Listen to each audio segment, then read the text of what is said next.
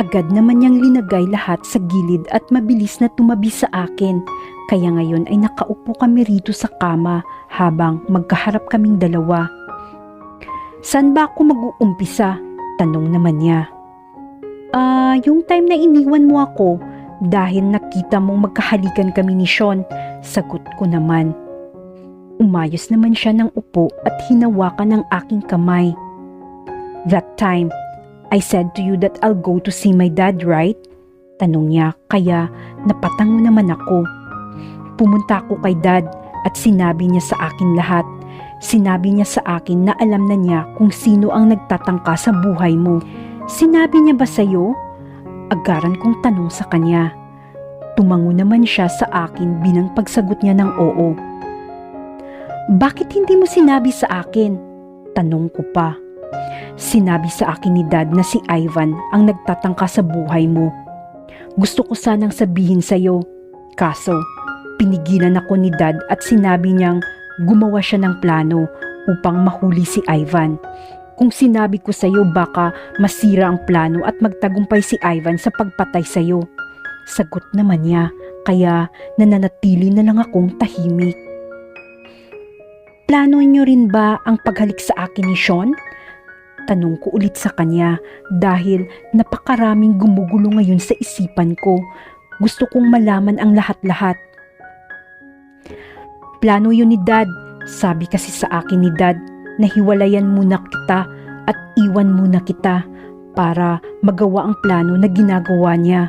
Kaso tinanggihan ko siya at sinabi kong hindi kita iiwan dahil hindi ko kayang mawala ka." Pagkikwento niya naman sa akin habang nanatili akong nakatingin sa kanya at nakikinig ng maigi. "Noong papasok na sana ako sa loob ng pinagtatrabahuan mo ay bigla akong napahinto dahil tumawag si dad at sinabi niya na naghahalikan kayo ni Sean. Kaya napatakbo agad ako papunta sa iyo. At tama nga siya dahil nakita kitang kahalikan si Sean." Malungkot naman niyang sambit, kaya naman agad ko siyang niyakap. "Ituloy mo lang," bulong ko sa kanya. Agad kong pinagsusuntok si Sean dahil sa sakit na nararamdaman ko sa panahong iyon. Ngunit biglang nagsalita si Sean habang sinusuntok ko siya. Sinabi niya na ituloy ko lang ang pagsuntok sa kanya dahil nanonood si Ivan sa amin. Sinabi rin niya na kunwari ay makikipagkaibigan siya kay Ivan at kunwari ay sisirain niya ang relasyon nating dalawa. Kaya sinunod ko ang sinabi niya at pinagsusuntok ko ulit siya. Tapos sinabi naman niya sa akin na tama na dahil umalis na si Ivan. Kaya tumakbo ako palabas at tinawagan si dad. Kwento naman ulit niya habang niyayakap ako at hinahawakan ang isa kong kamay. "Sabi ni dad na umalis ako sa tabi mo at iwan kita dahil mas maigi yun upang mabantayan kita kahit nasa malayo ako. Kaya naman kahit ayaw kong iwan ka ay ginawa ko dahil mahal kita. Gusto kitang protektahan at ayaw kong mawala ka sa akin. Kaya tiniis ko ang sakit at bumitaw ako ng mga masasakit na salita sa'yo para iwan mo rin ako. Yung araw na iyon ay parang isang bangungot sa akin dahil nasaktan ko ang babaeng pinakamamahal ko. I'm so sorry, Christine." Paghingi naman niya ng tawad sa akin, hinagod ko naman ang likod niya upang patahanin siya sa pag-iyak. Ay nako, seeing him crying was my weaknesses. "Tama na, tapos na yun eh, nandito na ako." Bulong ko pa sa kanya. Tinanggal ko naman ang pagkayakap ko sa kanya at tinanggal ko rin ang kamay niya sa akin. Tsaka ko inangat ang ulo niya at pinunasan ang luha niya sa kanyang mukha. "Pero alam mo, Christine, hindi ko alam, Jeff." Pagsabat ko naman sa sasabihin niya. "Christine naman nag-i-emote ako rito." "Huwag ka kasing mag-emote, para kang bakla." "Bakla? Buntisin kaya kita ngayon?" Banta naman niya sa akin. "Ano nga ulit yung sasabihin mo?"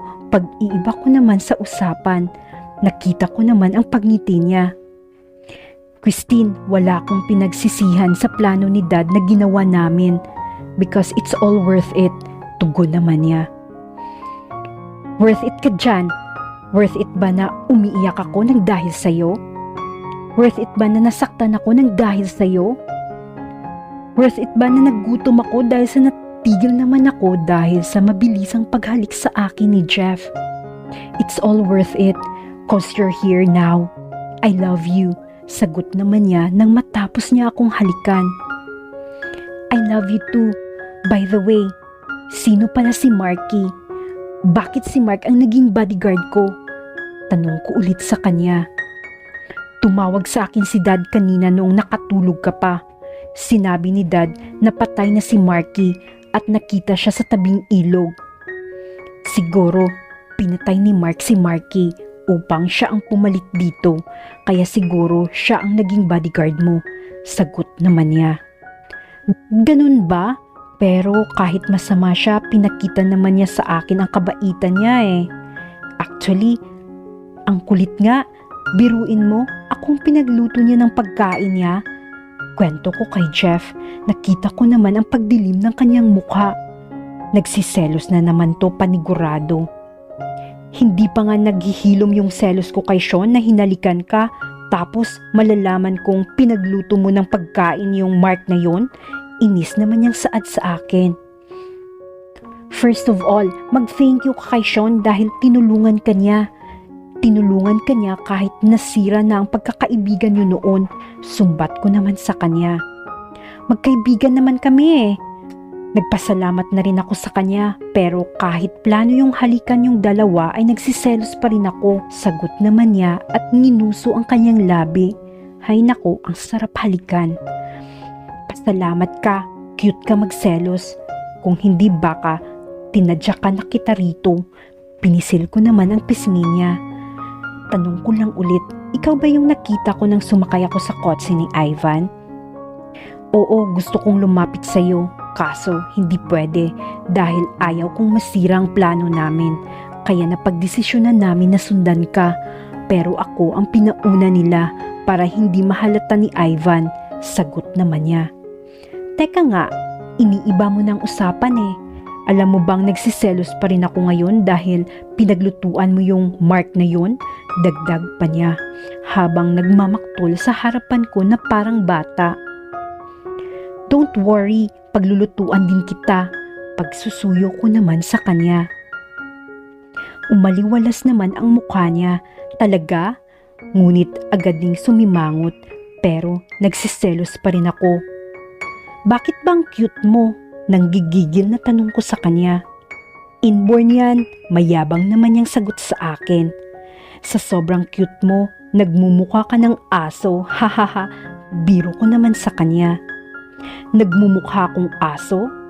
Hindi makapaniwalang tanong niya sa akin. Oo, sagot ko pa sa kanya. Kung kagatin kita at kainin kita rito, panghahamon naman niya sa akin. Loko, walang tigil na pagtawa ko pa, ngunit nabigla naman ako nang itulak ako pahiga ni Jeff sa kama, tsaka siya pumaibabaw sa akin. Hahaha, tumawa ka lang. Anas naman niya at ginaya pa ang pagtawa ko kanina dahil mamaya ang isisigaw mo. Dagdag pa niya at kumindat pa sa akin. Ang manyak mo talaga. Sigaw ko at pinaghahampas ko ang dibdib niya. Agad naman niyang hinawakan ang aking kamay upang matigil ang paghampas ko sa kanya. Christine, please erase my jealousy. Pakiusap naman niya sa akin. How? Tanong ko sa kanya. Be mine, sagot naman niya. I'm always been yours.